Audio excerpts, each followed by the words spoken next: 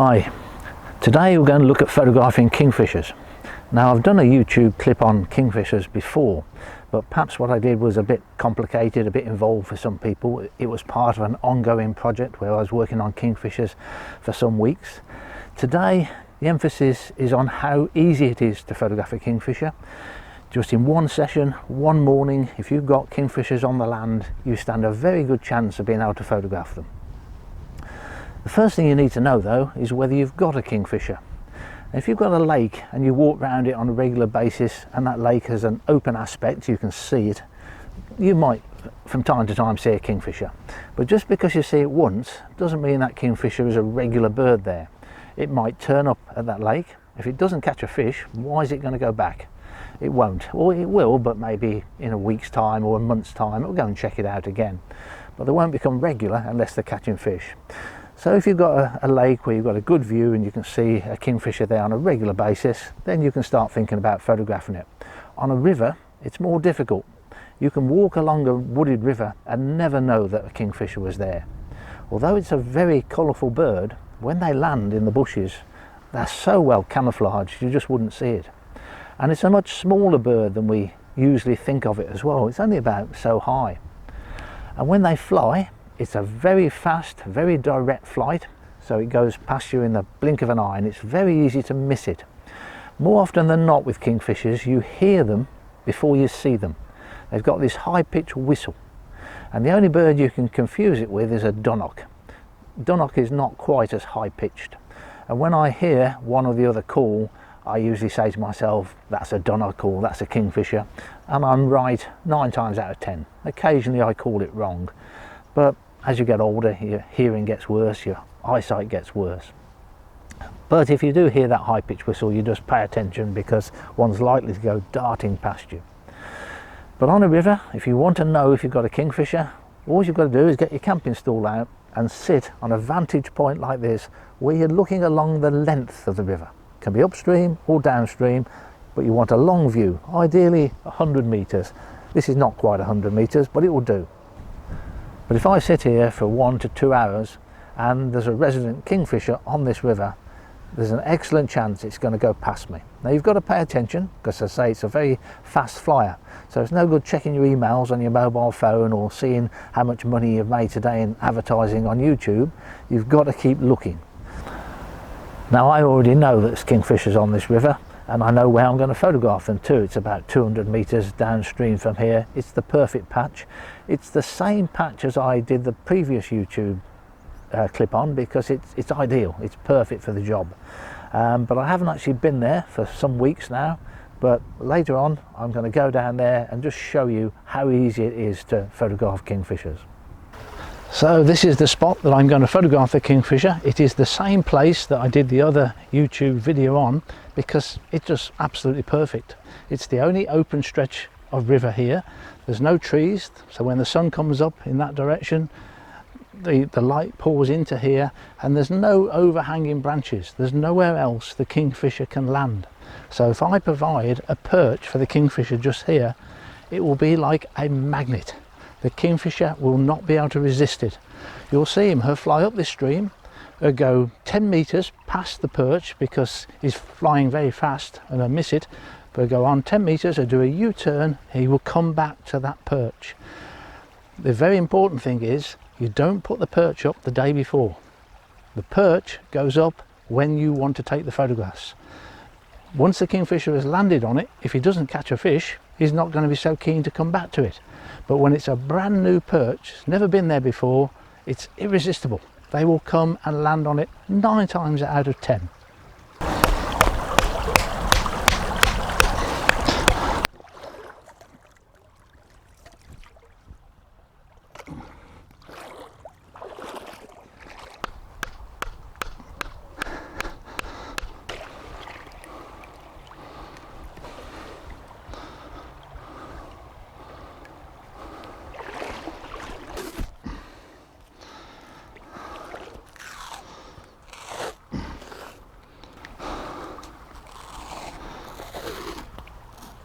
You notice I've used tape to tie the cross member onto the 2 posts. I could have used nails, I could have used string. It doesn't really matter, and it certainly doesn't have to be camouflage tape.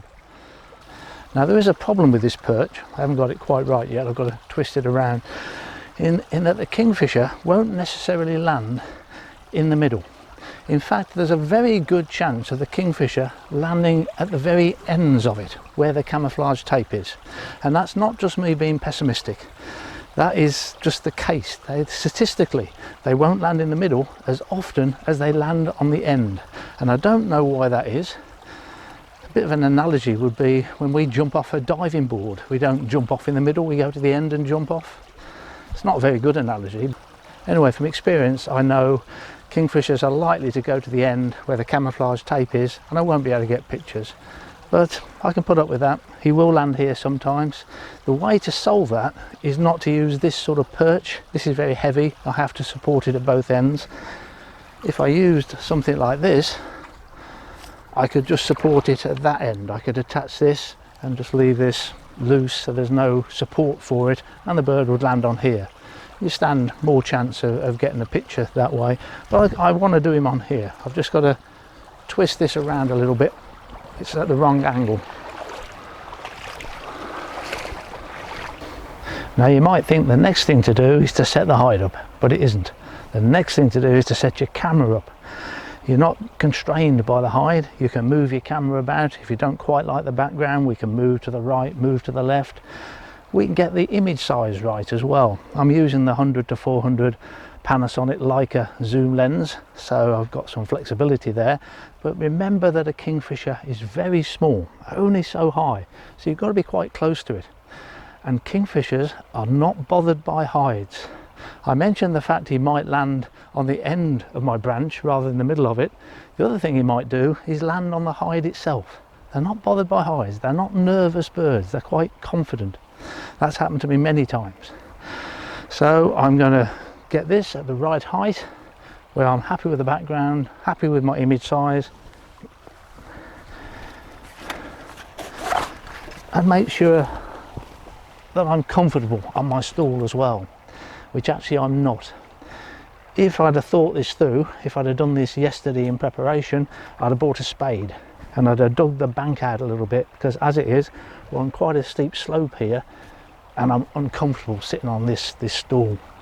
But anyway, I'll just have to put up with it. I'm going to do a 3 to 4 hour stint in here, so I can cope. Okay, I'm happy with my background. Now we're going to put the hide up over the camera equipment. Now I like to use pop-up hides. They're very popular, pop-up hides, but when you work on a sloping bank, it's a bit awkward. So I'm going to use today the standard British type hide with 4 telescopic poles, so I can adjust the height of each pole and level it out.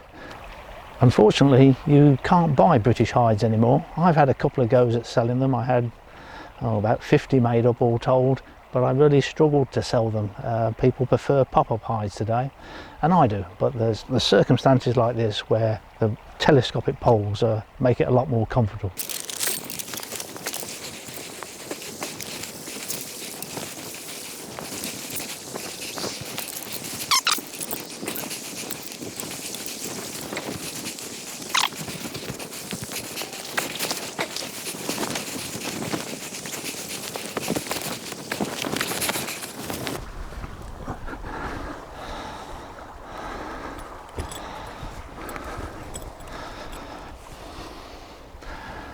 And that's it, we're ready to get in. As well as being better on a slope, they're a lot more stable in strong winds as well. Put the guy ropes on here and it will stay up in a gale, and not many pop-up hides will do that. But I say, unfortunately, you'd have to build one yourself today, and getting hold of the aluminium poles is usually the most difficult part. So that's it, we're in the hide. You put a little bit of scrimming here, drape it off the top bar of the hide, and we can adjust the aperture and block it up as much as we like. It's velcroed, and then we just have to sit here and wait. Well, I had to wait a long time, about 3 minutes, and a male kingfisher arrived. He's landed to the right. I've got to very slowly move the camera. Note, I'm not looking through the viewfinder at this point. I'm looking out of the scrimming at the bird while slowly pushing the camera to the right. I want to be able to see if the bird is looking nervous, whether he's staring at the hide, which he's not. So we're shooting in slow motion here. This is the Panasonic G9 camera, 180 frames per second. I love doing wildlife in slow motion. Doesn't mean you have to manually focus. So I have peaking set, which turns the area that's in sharp focus into red pixels, makes it a bit easier. This is very typical of a kingfisher. It's got its back to me because the light is in my direction, and if you want to look into water, you look down the light, not into the light. So you do have to wait a long time sometimes for a kingfisher to turn and pose for you. But I took a number of pictures, stills pictures and video, and he's not flying away here. He's just moved up to where I said he would, where the tape is. And now we're looking at normal speed. It's a male kingfisher because it's got an all black bill.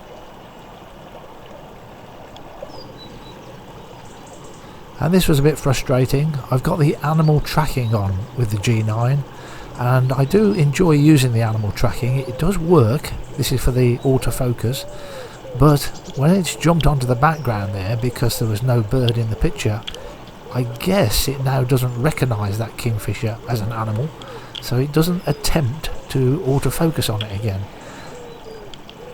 Bird flew off, flew straight back, still won't autofocus on it. There's some bad language coming from the hide at this point. Now I can get around it. I've now got to touch the screen where I want it to focus, and then I've got to change the dial to make it a smaller yellow box, and eventually it did autofocus. But if I'd been using my Olympus Mica Four Third, which is my main camera system, that wouldn't have happened. I like the G9 for the video and for the 180 frames per second in particular, but oh, now he's gone to the other end. So there's always this thing with kingfishers about being on the end.